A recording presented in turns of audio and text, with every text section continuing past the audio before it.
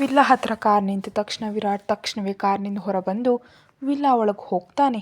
ಗಟ್ಟಿಯಾಗಿ ಉಸಿರು ಬಿಟ್ಟು, ನಿಮ್ಮ ಸಾವನ್ನು ನೀವೇ ಆಹ್ವಾನಿಸ್ತಿದ್ದೀರಿ ಅಂಕಲ್. ನೀವು ನನ್ನ ಅಂಕಲ್ ಇರ್ಬೋದು, ಆದರೆ ವಿರಾಟ್ ನನ್ನ ಗೆಳೆಯನಿಗಿಂತ ಹೆಚ್ಚಾಗಿ ನನ್ನ ಕುಟುಂಬ. ಮುಂದೆ ಏನು ನಡೀತಿದೆಯೋ ನನಗೆ ತಿಳಿಯೋದು, ಆದರೆ ನಿಮ್ಮ ಪ್ರಾಣ ಹೋಗೋದು ಮಾತ್ರ ಗ್ಯಾರಂಟಿ ಅಂತ ಅಲ್ಲಿಂದ ಕಾರ್ ಸ್ಟಾರ್ಟ್ ಮಾಡಿ ಹೊರಟು ಹೋಗ್ತಾನೆ ನಿಖಿಲ್. ವಿರಾಟ್ ನೇರವಾಗಿ ಬೆಡ್ರೂಮ್ಗೆ ಹೋಗ್ತಾನೆ. ಅಲ್ಲಿ ಚಂದನ ಮಲಗಿರೋದನ್ನು ಕಂಡು ಅವಳ ಹತ್ರ ಹೋಗಿ ಪಕ್ಕದಲ್ಲಿ ಕೂತು ಅವಳನ್ನೇ ಹಾಗೆ ನೋಡ್ತಾನೆ. ಆನಂತರ ಅವಳ ಕೆನ್ನೆ ಮೇಲೆ ಕೈ ಇಟ್ಟು, I love you sweetheart ಅಂತ ಮೆಲ್ಲಗೆ ಹೇಳ್ತಾನೆ. ನಿದ್ದೆಯ ಮತ್ತಿನಲ್ಲೇ ವಿರಾಟ್ಗೆ ಹತ್ತಿರವಾಗಿ ಸರಿದು ಒಪ್ಕೊಳ್ತಾಳೆ ಚಂದನ.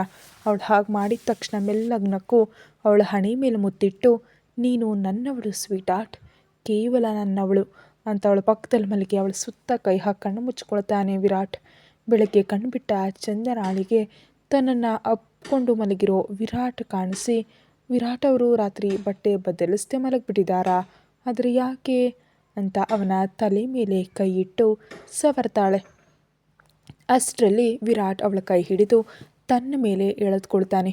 ವಿರಾಟ್, ನೀವೇನು ಮಾಡ್ತಿದ್ದೀರಿ ಅಂತ ಸಡನ್ನಾಗಿ ನಡೆದ ಘಟನೆಯಿಂದ ಗೊಂದಲಕ್ಕೀಡಾಗಿ ಕೇಳ್ತಾಳೆ ಚಂದನ. ನಾನೇನು ಮಾಡ್ತಿದ್ದೀನಿ ಅಂತ ನಿನಗೆ ತಿಳಿತಿಲ್ವಾ ಸ್ವೀಟ್ ಆರ್ಟ್ ಅಂತ ಅವಳ ಕೈ ಮೇಲೆ ತನ್ನ ಕೈ ಇಡ್ತಾನೆ ವಿರಾಟ್. ವಿರಾಟ್, ನೀವು ರಾತ್ರಿ ಹೀಗೆ ಮಲಗಿದ್ದೀರಿ, ಬಟ್ಟೆ ಕೂಡ ಬದಲಿಸಿಲ್ಲ, ನೀವು ರಾತ್ರಿ ಊಟ ಮಾಡಿದ್ರಾ? ನನ್ನ ಬಗ್ಗೆ ಇಷ್ಟೊಂದು ಆಲೋಚಿಸ್ತಿದೆಯಾ ಸ್ವೀಟ್ ಆರ್ಟ್?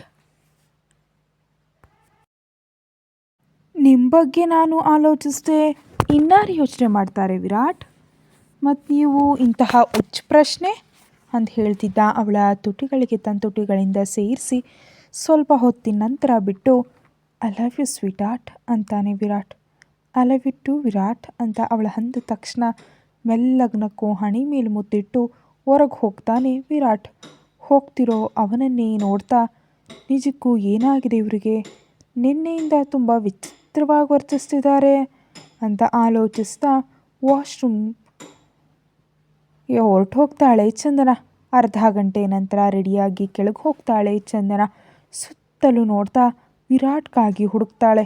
ಅಷ್ಟರಲ್ಲಿ ಅವಳ ಫೋನ್ ರಿಂಗ್ ಆಗುತ್ತೆ. ಸ್ಕ್ರೀನ್ ನೋಡಿದಾಗ ತನುಜಾ ಕಡೆಯಿಂದ ಕರೆ ಬಂದಿರುತ್ತೆ. ಸಾರಿ ತನುಜಾ, ಆದರೆ ನಾನು ನಿನ್ನ ಜೊತೆ ಮಾತನಾಡೋದಕ್ಕೆ ಸಾಧ್ಯ ಇಲ್ಲ. ಇಂದು ರಾತ್ರಿ ನಿನ್ನ ಮದುವೆ ಮುಗಿದ ನಂತರ ಆಗ ನಿನ್ನ ಜೊತೆ ಮಾತಾಡೋದಕ್ಕೆ ಯಾವುದೇ ತೊಂದರೆ ಇರಲ್ಲ ಅಂತ ಮನಸ್ಸಿನಲ್ಲೇ ಅಂದ್ಕೊಂಡು ಫೋನ್ ಸೈಲೆಂಟ್ ಮಾಡ್ಕೊಳ್ತಾಳೆ ಚಂದನ. ಇಲ್ಲಿ ಏನು ಮಾಡ್ತಿದ್ಯಾ ಸ್ವೀಟ್ ಆರ್ಟ್ ಅಂತ ವಿರಾಟ್ ಅಂದಿದ್ದಕ್ಕೆ ಹಿಂದೆ ತಿರುಗಿ ಅವನನ್ನು ನೋಡ್ತಾಳೆ. ಹೇಳ್ದೆ ಕೇಳ್ದೆ ನೀವೆಲ್ಲಿಗೆ ಹೋಗ್ಬಿಟ್ಟಿದ್ದೀರಿ ವಿರಾಟ್? ನಾನು ನಿಮ್ಮನ್ನೇ ಹುಡುಕ್ತಿದ್ದೀನಿ ಅಂತ ಅವನ ಹತ್ತಿರ ಹೋಗ್ತಾಳೆ. ಹಾಗಾದರೆ ನನ್ನ ಸ್ವೀಟ್ ಆರ್ಟ್ ನನ್ನನ್ನು ಹುಡುಕ್ತಿದ್ದಾಳಾ ಅಂತ ಅವಳ ಸೊಂಟದ ಮೇಲೆ ಕೈ ಹಾಕ್ತಾನೆ. ಹ್ಞೂ, ನಾನು ನಿಮ್ಮನ್ನೇ ಹುಡುಕ್ತಿದ್ದೆ, ನೀವು ಆರಾಮಾಗಿದ್ದೀರಲ್ವಾ ಅಂತ ಚಂದನ ಕೇಳಿದಾಗ ಅವಳ ಕಡೆ ಹಾಗೆ ನೋಡ್ತಾನೆ ವಿರಾಟ್.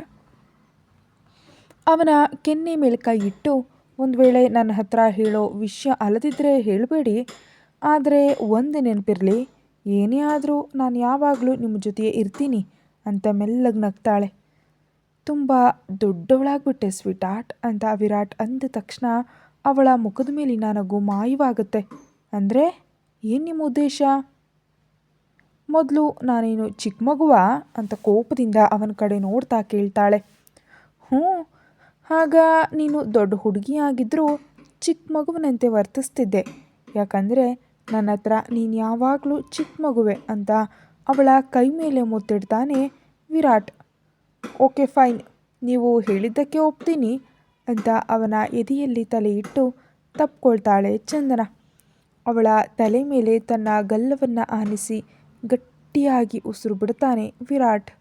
ಮದುವೆಯ ಸ್ಥಳದ ಹೊರಗೆ ಆನಂದ್ ಮತ್ತು ವಿರಾಟ್ ಏನು ಮಾತಾಡ್ತಾ ಇರ್ತಾರೆ.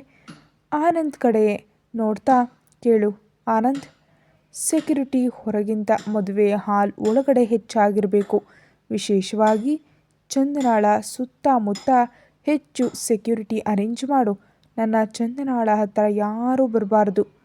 ಬಾಸ್, ನಾನು ಚಂದನಾಳ್ಗಾಗಿ ಸೆಕ್ಯೂರಿಟಿ ಅರೇಂಜ್ ಮಾಡ್ತೀನಿ ಆದರೆ ಅವಳಿಗೆ ಅನುಮಾನ ಬಂದರೆ ಇಷ್ಟೊಂದು ಜನ ಸೆಕ್ಯೂರಿಟಿ ಗಾರ್ಡ್ಗಳು ಯಾಕೆ ಅಂತ ಪ್ರಶ್ನೆ ಮಾಡೇ ಮಾಡ್ತಾರೆ ಅಲ್ವಾ? ಅವನ್ನೆಲ್ಲ ನಾನು ನಿಭಾಯಿಸ್ತೀನಿ. ನೀನು ಕೇವಲ ಆ ವೀರೇಂದ್ರ ಚೌಹಾಣ್ ಮೇಲೆ ಒಂದು ಕಣ್ಣಿಟ್ಟಿರು. ಇಂದು ರಾತ್ರಿ ಅವರಿಗೆ ಭಾರತದಲ್ಲಿ ಕೊನೆಯ ರಾತ್ರಿ. ನಾಳೆ ಬೆಳಿಗ್ಗೆ ಅವರು ಇಲ್ಲಿಂದ ಹೊರಟು ಹೋಗಬೇಕು ಅಂತ ಅಲ್ಲಿಂದ ಬೇರೆ ಕಡೆ ಹೊರಟು ಹೋಗ್ತಾನೆ ವಿರಾಟ್. ಅಂಕಲ್, ಇಂದು ಮಾತ್ರ ಯಾವುದೇ ತಪ್ಪು ಕೆಲಸ ಮಾಡಬೇಡಿ, ಇಲ್ದಿದ್ರೆ ಬಾಸ್ ಕೋಪಕ್ಕೆ ಬಲಿಯಾಗ್ಬಿಡ್ತೀರಿ ನೀವು ಅಂತ ತನ್ನ ಮನಸ್ಸಿನಲ್ಲೇ ಅಂದ್ಕೊಂಡು ಅಲ್ಲಿಂದ ಹೊರಟು ಹೋಗ್ತಾನೆ ಆನಂದ್. ಶ್ರುತಿ ಕಡೆ ನೋಡ್ತಾ, ಚಂದನ ನಿಜಕ್ಕೂ ನನ್ನ ಹತ್ರ ಬರಲೇ ಇಲ್ಲ, ಎಲ್ಲಿ ಅವಳು ಅಂತ ಕೇಳ್ತಾಳೆ ತನುಜ. ಹತ್ಕೆ ಹೊರಗೆ ಯಾವುದೋ ಕೆಲಸದಲ್ಲಿ ಬ್ಯುಸಿ ಇದ್ದಾರೆ. ಏನೋ ನನ್ನ ನಿಶ್ಚಿತಾರ್ಥದ ದಿನದಿಂದ ಇಂದಿನವರೆಗೆ ನನ್ನ ಜೊತೆ ಒಂದು ಬಾರಿ ಮಾತಾಡಲಿಲ್ಲ. ಅಂತಹ ಬ್ಯುಸಿ ಕೆಲಸ ಏನು ಮಾಡ್ತಿದ್ದಾಳೋ? ಮದುವೆ ಆದಮೇಲೆ ಇಬ್ಬರು ಸ್ನೇಹಿತೆಯರು ಕೂತು ಹಾಯಾಗಿ ಮಾತಾಡ್ಕೊಳ್ಳಿ. ಈಗ ಮಂಟಪದ ಹತ್ರ ಬರೋದಕ್ಕೆ ಕರಿತಿದ್ದಾರೆ, ನಡೀರಿ ಹೋಗೋಣ ಅಂತ ತನುಜಾಳನ್ನು ಕರ್ಕೊಂಡು ಹೊರಗೆ ಬರ್ತಾಳೆ ಶ್ರುತಿ. ಚಂದನ ಮಂಟಪದ ಹತ್ರ ನಿಂತಿರ್ತಾಳೆ. ಅಷ್ಟರಲ್ಲಿ ಅವಳನ್ನು ಹಿಂದಿನಿಂದ ಯಾರೋ ಹಿಡಿದುಕೊಂಡಂತಾಗಿ ತಲೆ ತಿರುಗಿಸಿ ನೋಡಿದ್ರೆ ವಿರಾಟ್ ಕಾಣಿಸ್ತಾನೆ. ನೀನು ತುಂಬ ಸುಂದರವಾಗಿ ಕಾಣ್ತಿದ್ಯಾ ಸ್ವೀಟಾರ್ಟ್ ಅಂತ ಅವಳ ಕಿವಿಯಲ್ಲಿ ಮೆಲ್ಲಗೆ ಹೇಳ್ತಾನೆ ವಿರಾಟ್. ಥ್ಯಾಂಕ್ಸ್ ವಿರಾಟ್, ಈಗ ನನ್ನ ಬಿಡಿ ಅಂತ ತನ್ನ ಹೊಟ್ಟೆ ಮೇಲಿರೋ ವಿರಾಟ್ ಕೈಯನ್ನು ತೆಗೆಯೋದಕ್ಕೆ ಪ್ರಯತ್ನಿಸ್ತಾಳೆ. ರಿಲ್ಯಾಕ್ಸ್ ಸ್ವೀಟಾರ್ಟ್, ಇಲ್ಲಿ ನಾನೇನು ಮಾಡಲ್ಲ ಎಂದು ಅವಳಿಂದ ದೂರ ಸರಿದು ಹಾಗೆ ನೀಲಿ ಬಣ್ಣದ ಲೆಹೆಂಗಾದಲ್ಲಿ ಅಪ್ಸರೆಯಂತೆ ಕಾಣ್ತಿದ್ದ ಚಂದನಾಳ ಕಡೆ ನೋಡ್ತಾ ನಿಂತುಬಿಡ್ತಾನೆ ವಿರಾಟ್. ತನುಜ ಮಂಟಪದ ಹತ್ರ ಬಂದು ನಿಖಿಲ್ ಪಕ್ಕದಲ್ಲಿ ಕೂತ್ಕೊಳ್ತಾಳೆ. ಒಂದು ಬಾರಿ ಅವಳ ಕಡೆ ನೋಡ್ತಾನೆ ನಿಖಿಲ್. ತಲೆ ತಗ್ಸಿ ಕುಳಿತ ಅವಳನ್ನು ನೋಡಿ, ಹೀಗೆ ತಲೆ ತಗ್ಸಿ ನಾಚ್ಕೊಳ್ತಾ ಕುಳಿತುಕೊಳ್ಳೋದು ನಿನ್ನ ಡಿಕ್ಷನರಿಲೇ ಇರಲಿಲ್ವಲ್ಲ ಅಂತ ಕೇಳ್ತಾನೆ ನಿಖಿಲ್. ಅದೇ ರೀತಿ ತಲೆ ತಗ್ಸಿ, ಹಾಗಾದರೆ ಏನು ಮಾಡಬೇಕು? ಮೊದಲ ಬಾರಿ ಮದುವೆ ಆಗ್ತಿದ್ದೀನಿ, ಸ್ವಲ್ಪ ಆದರೂ ನಾಚಿಕೊಳ್ಳೇಬೇಕಲ್ವಾ, ಅದಕ್ಕೆ ಹೀಗೆ ಕುಳಿತಿದ್ದೀನಿ ಅಂತ ಅವಳು ಅಂದಿದ್ದಕ್ಕೆ ಮೆಲ್ಲಗೆ ನಕ್ಕು ಪುರೋಹಿತರು ಹೇಳಿದಂತೆ ಮಾಡ್ತಾ ಇರ್ತಾನೆ ನಿಖಿಲ್. ವಿರಾಟ್ಗೆ ಒಂದು ಫೋನ್ ಕರೆ ಬಂದಿದ್ದರಿಂದ ಅವನು ಒಂದು ಕಡೆ ಹೋಗಿ ಮಾತನಾಡ್ತಾ ಇರ್ತಾನೆ. ಸುತ್ತಲೂ ಒಂದು ಬಾರಿ ನೋಡಿ ಊಟದ ವಿಭಾಗದ ಕಡೆ ಹೋಗಿ ಅಲ್ಲಿ ಊಟವೆಲ್ಲ ಸರಿಯಾಗಿದೆಯೇ ಎಂದು ಪರಿಶೀಲಿಸ್ತಾ ಇರೋ ಚಂದನಾಳಿಗೆ ಅಷ್ಟರಲ್ಲಿ ಅವಳ ಫೋನ್ ರಿಂಗ್ ಆಗುತ್ತೆ.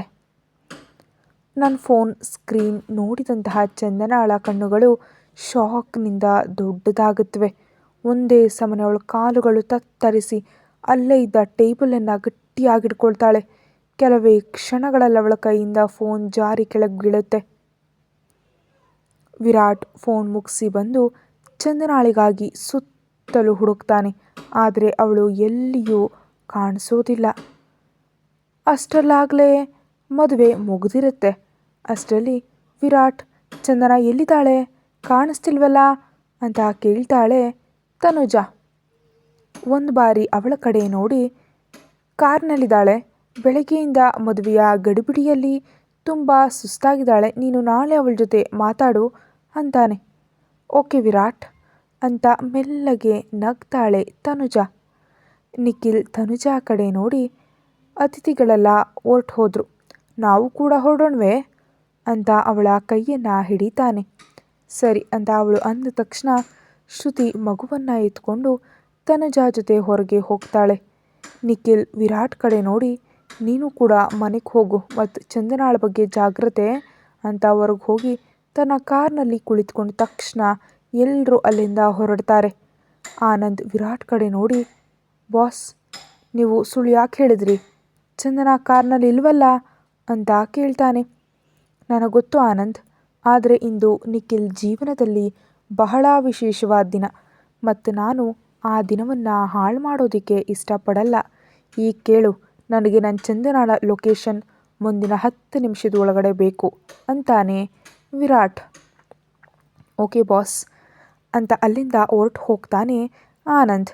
ಎಲ್ಲರೂ ಹೋದ ಮೇಲೆ ಒಬ್ಬನೇ ಅಲ್ಲಿ ನಿಂತು ತನ್ನ ಎದೆ ಮೇಲೆ ಕೈ ಇಟ್ಟು, ಸ್ವೀಟಾರ್ಟ್, ಒಂದು ವೇಳೆ ನೀನು ಯಾವುದಾದ್ರೂ ತಪ್ಪು ಹೆಜ್ಜೆ ಇಟ್ಟರೆ ಮಾತ್ರ ಶಿಕ್ಷೆಗೆ ಸಿದ್ಧವಾಗಿರು ಅಂತ ಹೇಳ್ತಿರುವಾಗ ಅವನ ಕಣ್ಣುಗಳಲ್ಲಿ ಕೋಪ, ಹಠ, ಹುಚ್ಚುತನ ಎಲ್ಲವೂ ಸ್ಪಷ್ಟವಾಗಿ ಕಾಣಿಸ್ತಾ ಇರುತ್ತೆ. ಚಂದನ ಒಂದು ಆಸ್ಪತ್ರೆಯ ಎದುರು ನಿಂತಿರ್ತಾಳೆ. ಅವಳ ಮುಖದಲ್ಲಿ ಆ ಸಮಯದಲ್ಲಿ ಯಾವುದೇ ಭಾವನೆಗಳಿಲ್ಲ. ಆದರೆ ಹತ್ತಿರೋದ್ರಿಂದ ಅವಳ ಕಣ್ಣುಗಳು ಕೆಂಪಾಗಿವೆ. ಹಾಗೆ ಮೆಲ್ಲಗೆ ನಡ್ಕೊಂಡು ಆಸ್ಪತ್ರೆಯ ಒಳಗೆ ಹೋಗಿ ಒಂದು ವಾರ್ಡ್ ಎದುರು ನಿಲ್ತಾಳೆ. ಸ್ವಲ್ಪ ಹೊತ್ತು ಹಾಗೆ ವಾರ್ಡ್ ಕಡೆ ನೋಡಿ ಒಳಗೆ ಹೋಗ್ತಾಳೆ. ಒಳಗೆ ಹೋದ ಚಂದನ ಅಲ್ಲಿ ಕಂಡ ದೃಶ್ಯಕ್ಕೆ ಅವಳ ಕಣ್ಣಲ್ಲಿ ನೀರು ತುಂಬಿಕೊಳ್ಳುತ್ತೆ. ಎದುರಿಗಿನ ಬೆಡ್ ಮೇಲೆ ಮಹಾದೇವ್ ಇರ್ತಾರೆ. ಅವರು ಕಣ್ಮುಚ್ಚಿರ್ತಾರೆ ಮತ್ತು ಅವರ ಮುಖದ ಮೇಲೆ ಆಕ್ಸಿಜನ್ ಮಾಸ್ಕ್ ಇರುತ್ತೆ. ಫಂಕ್ಷನ್ ಹಾಲ್ನಲ್ಲಿ ಊಟದ ವಿಭಾಗದ ಹತ್ರ ಎಲ್ಲವನ್ನ ಚೆಕ್ ಮಾಡ್ತಿದ್ದ ಚಂದನಾಳಿಗೆ ಬಂದ ಆ ಫೋನ್ ಕರೆ ಒಂದು ವಿಡಿಯೋ ಸಂದೇಶವಾಗಿರುತ್ತೆ. ಆ ವಿಡಿಯೋದಲ್ಲಿ ವಿರಾಟ್ ಮತ್ತು ನಿಖಿಲ್ ಇಬ್ಬರು ಫಾರ್ಮ್ ಹೌಸ್ನಲ್ಲಿ ಮಾತನಾಡ್ತಾ ಇರ್ತಾರೆ ಮತ್ತು ಅದರಲ್ಲಿ ಬಹಳ ಸ್ಪಷ್ಟವಾಗಿ ಮಹಾದೇವ್ ಅವರನ್ನು ತಾನೇ ಕೊಲ್ಲಿಸಿದ್ದಾಗಿ ವಿರಾಟ್ ಹೇಳಿರ್ತಾನೆ. ಆ ವಿಡಿಯೋ ನೋಡಿದ ಚಂದನ ಅದನ್ನು ಯಾರು ಕಳಿಸಿದ್ದಾರೆ ಅಂತ ನೋಡಿದ್ರೆ ಅದು ಅಪರಿಚಿತ ಸಂಖ್ಯೆಯಿಂದ ಬಂದಿರುತ್ತೆ. ಆ ವಿಡಿಯೋವನ್ನು ನೋಡಿದ ತಕ್ಷಣವೇ ಅಲ್ಲಿಂದ ಆಸ್ಪತ್ರೆಗೆ ಬಂದುಬಿಡ್ತಾಳೆ ಚಂದನ ಮಹಾದೇವ್ ಅವರ ಕಡೆ ನೋಡ್ತಾ, ನಾನು ಹೇಗೆ ಪ್ರತಿಕ್ರಿಯಿಸಬೇಕು ಅಂತ ನನಗೆ ತಿಳಿತಾ ಇಲ್ಲ ಅಪ್ಪ ಅಂತ ಅಳ್ತಾ ಇರ್ತಾಳೆ. ಇಷ್ಟು ದಿನಗಳಲ್ಲಿ ಅವಳು ಒಮ್ಮೆಯೂ ಇಲ್ಲಿಗೆ ಬಂದಿರಲಿಲ್ಲ. ಯಾಕಂದರೆ ತಾನು ಅವನ್ನೆಲ್ಲ ನೋಡಿ ದೌರ್ಬಲ್ಯಕ್ಕೊಳಗಾಗಬಾರ್ದು ಅಂತ ಅಂದ್ಕೊಂಡಿದ್ಲು. ಇಲ್ಲಿಗೆ ಬಂದು ತನ್ನ ತಂದೆ ಸ್ಥಿತಿಯನ್ನು ನೋಡಿದರೆ ತನ್ನ ಒಳಗಿರುವ ಕೋಪ ಕಡಿಮೆಯಾಗಿ ಅವರನ್ನು ಕ್ಷಮಿಸ್ಬಿಡ್ತೀನಿ ಅಂತ ಅವಳಿಗೆ ಭಯ ಇತ್ತು. ಹಾಗೆ ಕ್ಷಮಿಸೋದು ಅವಳಿಗೆ ಇಷ್ಟ ಇರಲಿಲ್ಲ. ಚಂದನಾಳ ದೃಷ್ಟಿಯಲ್ಲಿ ಅವರು ಒಬ್ಬ ಹಂತಕರು. ವಿರಾಟ್ ಜೊತೆ ಅವಳಿಗಿರೋ ಸಂಬಂಧಕ್ಕಾಗಿ ತನ್ನ ತಂದೆಯನ್ನು ಎಂದಿಗೂ ಕ್ಷಮಿಸಬಾರ್ದು ಅಂತ ಅಂದ್ಕೊಂಡಿದ್ಲು. ಆದರೆ ಇಂದು ಅವಳು ಇಲ್ಲಿಗೆ ಬರೋದು ಅನಿವಾರ್ಯವಾಯಿತು ಮತ್ತು ಇಲ್ಲಿಗೆ ಬಂದ ಮೇಲೆ ತನ್ನ ತಂದೆಯ ಸ್ಥಿತಿಯನ್ನು ನೋಡಿ ಅವಳಿಗೆ ಅಳು ಬಂದ್ಬಿಡುತ್ತೆ. ಹಾಗೆ ಅಳ್ತಾ ಬೆಡ್ ಹತ್ರ ಹೋಗಿ ಅಲ್ಲೇ ಇದ್ದ ಸ್ಟೂಲ್ ಮೇಲೆ ಕೂತು ಮಹಾದೇವ್ ಅವರ ಕೈಯನ್ನು ಹಿಡಿದುಕೊಳ್ತಾಳೆ ಚಂದನ. ಹೇಗಿದ್ದೀರಿ ನೀವು ಎನ್ನುತ್ತಲೇ ಅವಳು ಶಾಕ್ ಆಗಿ ಅಳ್ತಾ, ನೀವು ತಪ್ಪು ಮಾಡಿದಿರಿ, ಅದು ತಪ್ಪು ಮಾತ್ರವಲ್ಲ ಪಾಪ. ನಾನೇ ನಿಮಗೆ ಶಿಕ್ಷೆ ನೀಡಬೇಕಂತ ಅಂದ್ಕೊಂಡಿದ್ದೆ. ಆದರೆ ಅಂದು ನಿಮಗೆ ಬುಲೆಟ್ ತಗುಲಿತು. ಅದು ನನ್ನ ದೃಷ್ಟಿಯಲ್ಲಿ ಆಕಸ್ಮಿಕ ಅಪಘಾತ ಅಂತ ಅಂದ್ಕೊಂಡಿದ್ದೆ. ಆದರೆ ಆಗ್ತಾನೆ ನೋಡಿದ ವಿಡಿಯೋ ನೆನಪಿಸ್ಕೊಳ್ತಾಳೆ. ಅಷ್ಟಲ್ಲಿ ಕೇಳಿಸಿದ ಧ್ವನಿಗೆ ಸಡನ್ನಾಗಿಂದೆ ತಿರುಗಿ ನೋಡಿದ ಚಂದನಾಳಿಗೆ ಅಲ್ಲಿ ತನ್ನನ್ನೇ ಕೋಪದಿಂದ ನೋಡ್ತಿದ್ದ ವಿರಾಟ್ ಕಂಡು ಶಾಕ್ ಆಗುತ್ತೆ. ವಿರಾಟ್, ನೀವಿಲ್ಲಿದ್ದೀರಾ ಅಂತ ಸ್ಟೂಲ್ನಿಂದ ಎದ್ದು ನಿಲ್ತಾಳೆ ಚಂದನ. ಏನಾಯಿತು ಸ್ವೀಟಾರ್ಟ್, ಇಲ್ಲಿಗೆ ನಾನು ಬರದೇ ಇರಬೇಕಿತ್ತಾ? ಓ, ಅಂದರೆ ನಾನು ಒಂದು ಸ್ಪೆಷಲ್ ಕ್ಷಣವನ್ನು ಹಾಳು ಮಾಡಿಬಿಟ್ಟೆ ಎಂದರ್ಥ, ಸರಿಯಲ್ವಾ ಅಂತ ಕೇಳ್ತಾನೆ ವಿರಾಟ್. ಚಂದನ ವಿರಾಟ್ ಹತ್ರ ಹೋಗ್ತಾ, ನಾನು ಈ ವಿಷಯದ ಬಗ್ಗೆ ಈಗ ಮಾತಾಡೋದಕ್ಕೆ ಇಷ್ಟಪಡಲ್ಲ, ನೀವು ಇಲ್ಲಿಂದ ಹೊರಟು ಹೋಗಿ ಅಂತ ಅವನೆದುರು ಬಂದು ನಿಲ್ತಾಳೆ. ಅವಳ ಕೆನ್ನೆ ಮೇಲೆ ಕೈ ಇಟ್ಟು ಅವಳ ಕಡೆ ನೋಡ್ತಾ, ಇದು ಎಷ್ಟು ಮುದ್ದಾಗಿದೆ ಸ್ವೀಟಾರ್ಟ್, ನೀನು ಹೇಳಿದ ತಕ್ಷಣ ನಾನು ನಿನ್ನನ್ನು ಇಲ್ಲಿ ಬಿಟ್ಟು ಹೋಗ್ಬಿಡ್ತೀನಿ ಅಂತ ನಿನಗೆ ಅನ್ನಿಸ್ತಿದೆಯಾ ಅಂತ ಹೇಳ್ತಿರುವಾಗ ಅವನ ಒಳಗಿರುವ ಆ ಹುಚ್ಚುತನದ ಪ್ರೀತಿ ಅವನ ಕಣ್ಣುಗಳಲ್ಲಿ ಸ್ಪಷ್ಟವಾಗಿ ಕಾಣಿಸ್ತಾ ಇರುತ್ತೆ. ಅವನ ಕೈಯನ್ನು ಕೊಡವಿದ ಚಂದನ, ವಿರಾಟ್, ನೀವು ಮಾಡಬೇಕಾದನ್ನೆಲ್ಲವನ್ನ ಮಾಡಿಬಿಟ್ಟಿದ್ದೀರಿ, ಇನ್ನು ಮಾಡೋದಕ್ಕೆ ಏನೂ ಉಳಿದಿಲ್ಲ, ನೀವಿಲ್ಲಿಂದ ಹೊರಟು ಹೋಗಿ ಅಂತ ಹೊರಗೆ ಹೋಗೋದಕ್ಕೆ ದಾರಿ ತೋರಿಸ್ತಾಳೆ ಚಂದನ.